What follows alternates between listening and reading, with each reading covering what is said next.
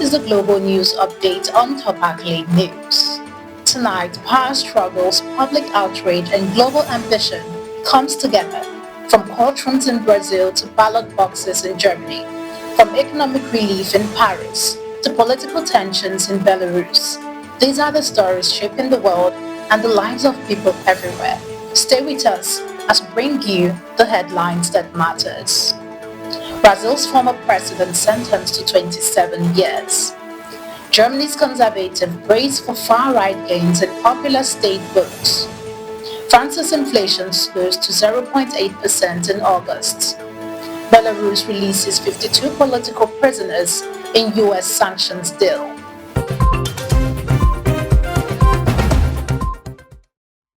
Brazil is facing a dramatic reckoning as its former president faces one of the country's most consequential court rulings in decades. Former Brazilian President Jair Bolsonaro was sentenced to 27 years and 3 months in prison after a Supreme Court panel convicted him of plotting a coup to stay in power following his 2022 election loss. 4 of 5 justices found him guilty of orchestrating a coup, participating in an armed criminal organization, attacking state institutions, and damaging government property during the January 8, 2023 attacks on government buildings. Prosecutors said the plot included plans to assassinate President Luiz Inácio Lula da Silva, Vice President Geraldo Alckmin, and Supreme Court Justice Alexandre de Moraes. Bolsonaro under house arrest denies wrongdoing, and his lawyers plans to appeal. Internationally, US officials reacted sharply, with Trump calling the verdict very surprising and Secretary of State Rubio labeling it unfair, highlighting that even former leaders are not above the law. While Brazilians watch history unfold in the courtroom, Germans are preparing to make their voices heard at the ballot box, with rising far-right support signaling deep public frustration. German Chancellor Friedrich Merz faces his first major electoral test on Sunday as the far-right AfD hits record polling at 16%, double its level from 5 years ago.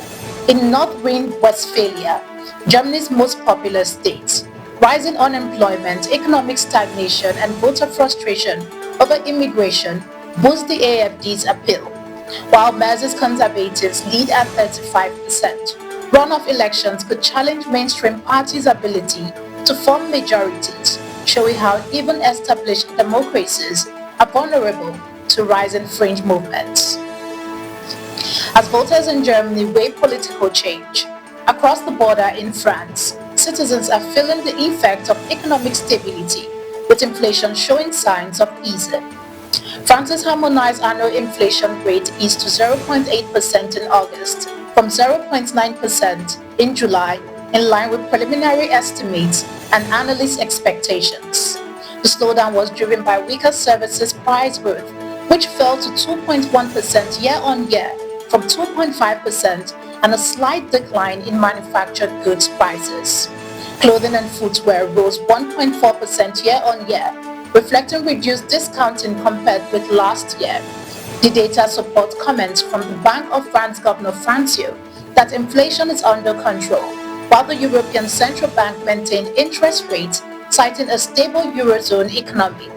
The numbers suggest that after years of volatility, French consumers may finally feel inflation's grip loosening, a rare breath of economic calm. While French consumers can finally catch a breath from rising prices, in Eastern Europe, political freedoms remain tightly constrained as Belarus releases a small number of prisoners under international pressure. Belarusian President Alexander Lukashenko has released 52 political prisoners, including journalists, trade union leaders, and opposition figures, in a deal with US President Donald Trump that eases some sanctions on national airline Belavia. The move comes as Belarus prepares joint military exercises with Russia, prompting Poland and Latvia to restrict borders and airspace. While hundreds have been freed since 2023, over 1,000 political detainees remain, some only released under exile. The deal also discussed reopening the US Embassy in Minsk. Human rights advocates caution that the release underscores ongoing repression. Freedom can be negotiated, but not guaranteed under authoritarian rule. You're watching the Global News Update on Top Accolade News. Do stay with us. Still to come.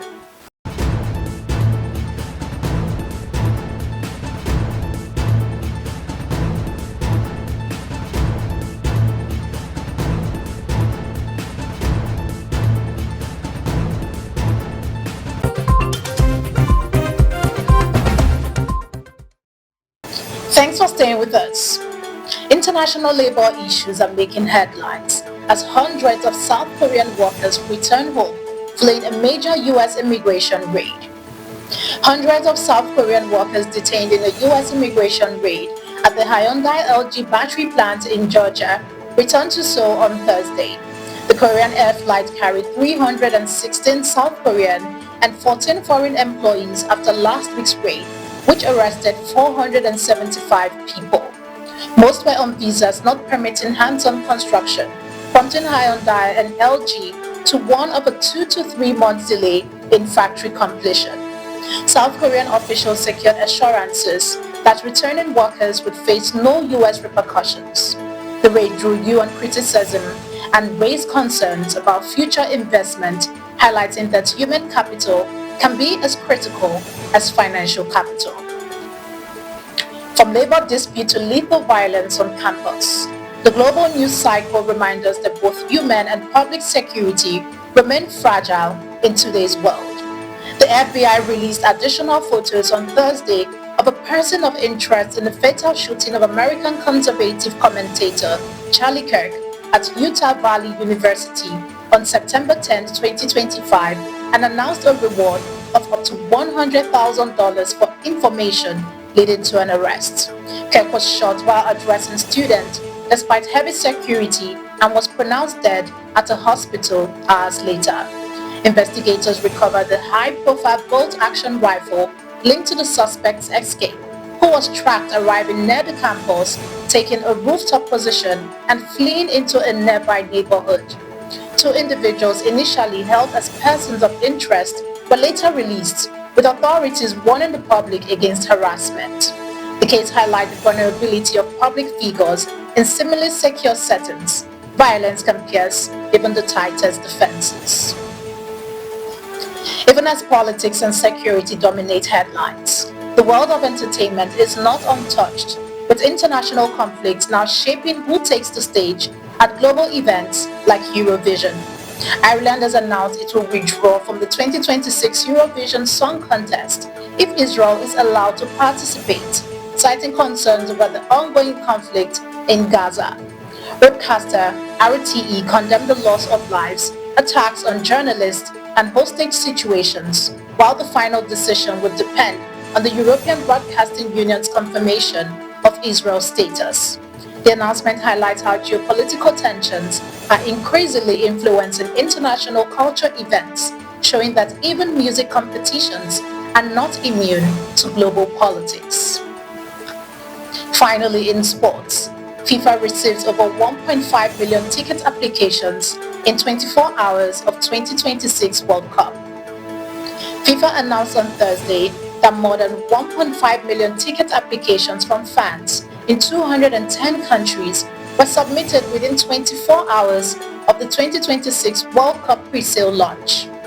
The highest demand came from the United States, Mexico and Canada, followed by Argentina, Colombia, Brazil, England, Spain, Portugal, and Germany.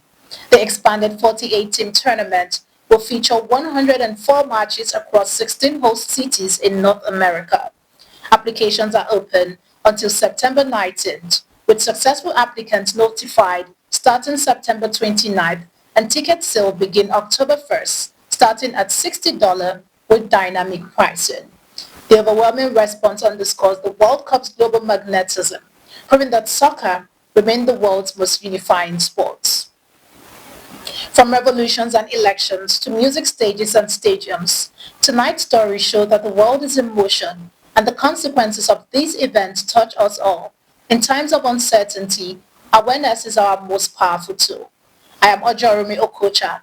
Connect and engage with us on all our social media handles.